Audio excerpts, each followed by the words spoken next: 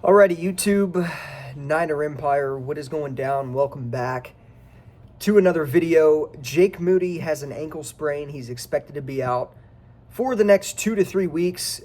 Could take up to a month depending on how his recovery goes, which obviously means that the 49ers will be in the market for a kicker, and they're going to have to bring in a veteran guy to fill in for Jake Moody while he's out for, again, the next 2 to 4 weeks roughly. So obviously, Jake Moody going down yesterday really hurt the 49ers in a couple different situations. Number one, when the 49ers were up, I believe at this point in time, they were up by 10 points. They were marching in the red zone. Red zone offense was terrible yesterday. I believe they were 1 for 4, 1 for 5 in the red zone. They just haven't been able to figure out how to score 7 points and not settle for field goals. So, again, they're going down the field. They're in the red zone, and it's a 4th and 23. They're in field goal range. Instead of having a field goal kicker to put you up by 13 points, or at this point, we may have been already up 13. I want to say we were up 10, though. But instead of having a field goal kicker to extend that lead, they had to go for a 4th and 23, and clearly they didn't get it. So obviously, when you look at that situation, that's one right there. That could have easily put the game out of reach for the Arizona Cardinals. If not out of reach, it would have at least kind of put the Cardinals in a situation to where instead of kicking a field goal to go up on the 49ers, they would have had to score 7 points, and that would have obviously, the 49ers would have been in a situation much better than what they were in yesterday without having Jake Moody. So, again, extending the lead on that drive would have been huge for the 49ers because, again, they would have had to score 7 points to go up on the 49ers instead of only scoring 3 points. So, not only that, but then on the final drive, which this is kind of, it kind of hurt the 49ers in a way. But on the final drive, and I say that with a grain of salt because obviously, the 49ers didn't pick up a blitz. I believe it was Jalen Thompson, if I can remember right, that blitzed Purdy on the final play of the game. That obviously caused the interception from Brock Purdy.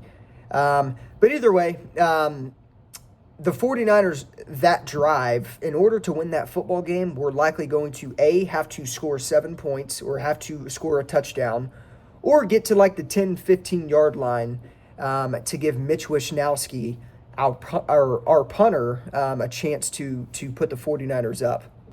So obviously, again, it hurt the 49ers in multiple ways. Not having a field goal kicker really put, a stench on things, I guess you could say.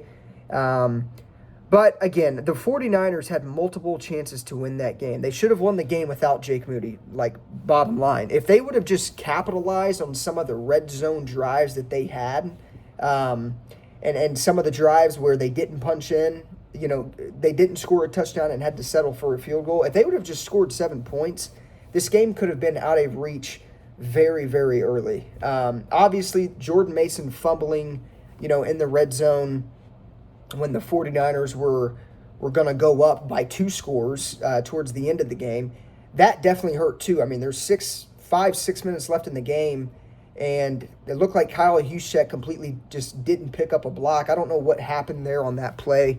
But obviously, what I do know is Jordan Mason fumbled. That completely, the momentum completely switched to the Arizona Cardinals.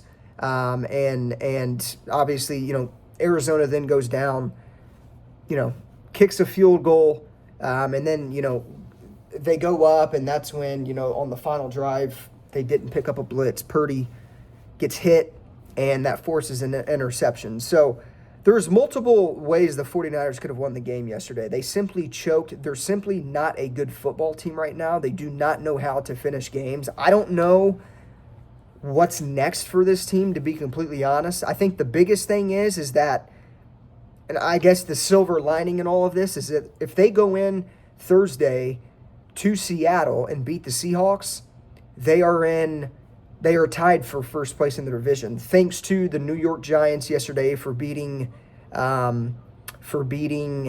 the Seattle Seahawks. And then I can't remember who beat the Rams yesterday, but the Rams also lost. So right now the standings are, Seattle at the top, Arizona number 2, 49ers number 3, and then the Rams come in at the 4th spot in the NFC West. So, yeah, man, I mean, the 49ers have a chance, I know it sounds crazy, but to be tied for first in the division if they go into Seattle this Thursday and beat the Seahawks. This is a very, very important game for the 49ers. Not only are you going to be 500 if you win, but you're going to be tied for first in your division, and that will be the first divisional win that you'll have all season long. And they cannot afford to start 0-3 in the NFC West. So again, it's a very important game for the 49ers. They have to figure out how to finish football games. This is a thing where, the 49ers I don't think their true identity has showed yet. I believe Fred Warner said it yesterday, but they're going through probably the toughest part of their season they're going through the toughest part of the season that they're probably going to have all season long. It's about how they respond. They have to start figuring out how to win football games. The schedule is only going to get tougher.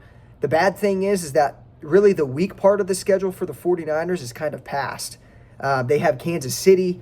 They have Seattle coming up. Buffalo is coming up later on down the road. They got to play the Detroit Lions later on in the year. They have to start figuring out how to win games. And it starts this week when they play Seattle. And then following, they have Kansas City. So, really, they need to be at least 500 going into the bye week. Christian McCaffrey likely will be back before Week 10. If not, he will be back Week 10, bearing any setback, of course, so take that with a grain of salt. All signs are pointing to him returning by Week 10 or at Week 10, but it all depends on how he feels. It all depends on how his recovery process goes. The 49ers clearly need Christian McCaffrey.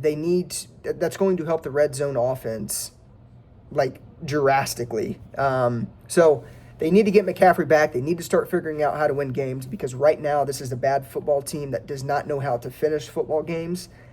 Something's got to go. Something's got to give. So again, Jake Moody out.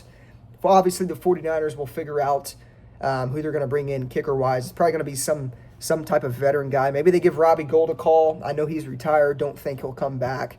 It's worth a shot. But yeah, so the Niners expect them to sign a kicker either today or tomorrow at the latest, probably, because they need a kicker to obviously go into Seattle. They can't afford to have Mitch Wishnowsky. So somebody is going to be the 49ers kicker for the next 2 to 3 weeks. We'll see who that is. Obviously, I'll keep you guys updated. But as always, go Niners, and I'll see you guys in the next one.